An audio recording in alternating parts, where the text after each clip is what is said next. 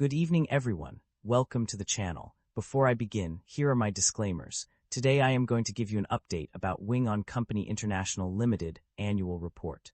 Wing On Company International Limited offers a diverse range of businesses and services through its department stores and property investment segments. At the core of its operations are department stores that provide an extensive array of products, including electrical appliances, kitchenware, bedding, home essentials, groceries, personal care items, travel accessories, children's goods, toys, clothing for men and women, shoes, handbags, umbrellas, and cosmetics. In addition to retail services, the company engages in property investment by leasing commercial premises in Hong Kong, Australia, and the United States. This segment also includes securities trading, property management, and computer services. Furthermore, Wing On Company International Limited owns trademarks and acts as a trustee for investment trusts, demonstrating its involvement in intellectual property and financial services. The company's online presence allows customers to purchase products from the comfort of their own homes, expanding its reach and convenience. With a rich history dating back to 1907, Wing On Company International Limited has established itself as a significant player in the retail and service industries across multiple continents. Wing On Company International Limited market capitalization of $4 billion is significantly larger than the average industry peer of roughly $1 billion. This shows that Wing On Company International Limited holds a significant advantage in their industry. Wing On Company International Limited trades at a higher price-to-book ratio of 0.25 times relative within the industry. While the stock does not screen as absolutely cheap, mixed valuation signals relative to industry peers prevent a definitive conclusion. With the broader industry trading at lower valuation levels, this may reflect transitional pricing dynamics rather than clear mispricing, warranting further analysis of earnings quality, growth sustainability, and balance sheet strength. The balance sheet appears very conservative, with liabilities representing only 7% of total assets. While this indicates low financial risk, investors should examine the composition and quality of the company assets to determine whether they justify the current valuation. Average liabilities have declined over the past 5 years, indicating improving balance sheet discipline and reduced financial risk. Shareholder equity has weakened over the past 5 years, accompanied by declining or negative operating income. This suggests the business may be eroding shareholder value and warrants caution. The company has consistently reduced its share count, reflecting a shareholder-friendly approach to capital allocation. The company have a dividend yield of 8.24%.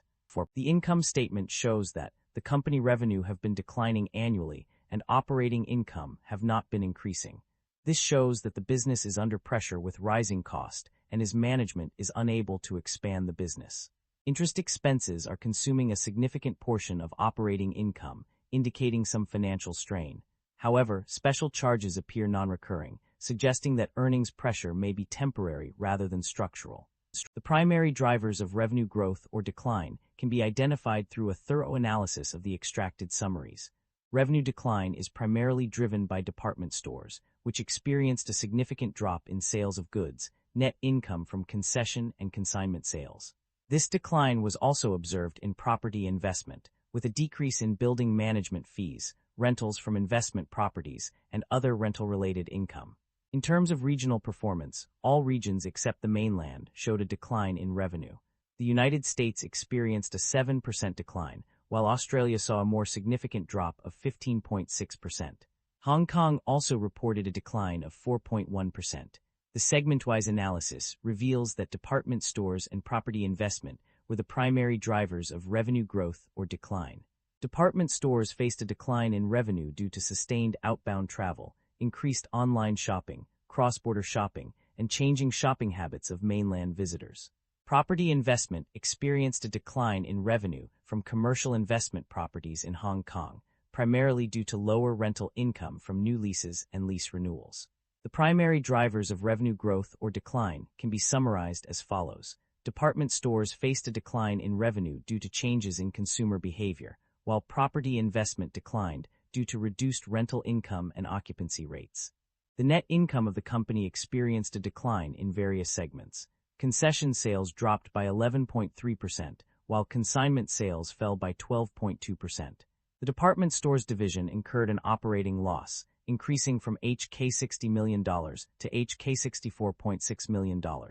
Additionally, property investment revenue decreased significantly from HK$363.5 million to HK$192.8 million. The decline in profit margins was largely attributed to the underperformance of the company's property investment segment. High vacancy rates and low demand for commercial office space contributed to this decrease. As a result, the overall net income suffered due to these setbacks across different business areas. The company's financial health has shown significant improvement in terms of debt management. A notable change is the substantial decrease in debt levels from HK$59.3 million in 2024 to a zero balance by 2025. This reduction in debt is attributed to the successful repayment of all borrowings, resulting in a debt-free status for the company. The recent financial summaries reveal a concerning trend for certain segments of the market. Department stores have struggled significantly, experiencing declines in both revenue and profit/loss. This poor performance is not limited to one area, as it has been observed across the board. Similarly, property investment has also faced challenges, with a notable decrease in both revenue and profit/loss. These results indicate that these sectors are in need of improvement and may require strategic adjustments to regain momentum. Management's outlook on the company's future is cautious, with several areas of concern. The department store's business is expected to continue facing challenges, prompting management to refine its merchandise strategy to focus on value and affordability. This shift in approach aims to make products more appealing to customers who are likely to be price-sensitive. In addition to the retail sector, management also expressed concerns about the office leasing markets in Hong Kong and Melbourne, which are expected to remain weak. These challenges highlight the need for the company to adapt its strategy and prioritize areas that show promise for growth. There is no significant activity to report on acquisitions and divestitures. The company has not made any notable purchases or sales of assets, subsidiaries, or businesses during the period under review. This indicates a stable and consistent approach to business operations, with no major changes in its portfolio or structure. The company has a history of distributing dividends to its shareholders. For the previous year, it paid out a total of HK$29,042 in dividends. This trend continues into the current year, where a final dividend of 74 HK cents per share is payable on June 26, 2026, and an interim dividend of 43 HK cents per share was already paid on October 24, 2025. In addition to paying out dividends, the company has also engaged in share buybacks. For the previous year, it spent a total of HK$588 on buying back shares. This indicates that the company is committed to returning value to its shareholders through both dividend payments and strategic share repurchases. That concludes the financial summary for Wing On Company International Limited. Feel free to comment below, and I will be happy to answer them when possible.